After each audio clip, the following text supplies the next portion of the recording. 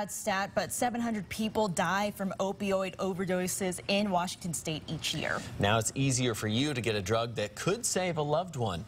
Naloxone, better known as Narcan, can now be sold over the counter to someone who may need it or a family and friend. 4 News Now reporter Eleni Dow is live with how the change works. Thanks, Aaron. I spoke to a doctor who says everyone should have access to naloxone just in case an emergency comes up. It's a very good thing. Now, in the state of Washington, anyone can walk into a pharmacy and get naloxone or Narcan, the opioid overdose reversal drug. So there has been a huge increase in overdoses from these medications.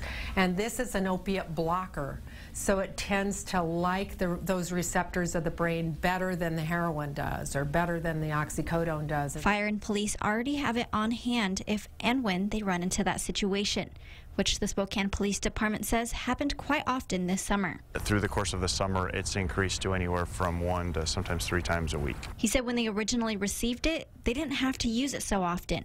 One of the most significant things, though, is in all the instances where we've used it, everybody has survived. And so we definitely have a lot of saves, and people that, if things had continued on the path they were on, there's a high likelihood they would have died of some kind of overdose. Now that anyone can have it, you can save a person's life at any time. Because anytime we can save a life, and I don't care who saves it. I don't care if it's your neighbor, I don't care if it's fire, I don't care if it's us. We want to get a product out there. So if you have it, how do you use it? The recommendation is just to spray it once into someone's nose if they're overdosing. Wait 3 minutes, and if there's no response, then use this second one up the other nostril.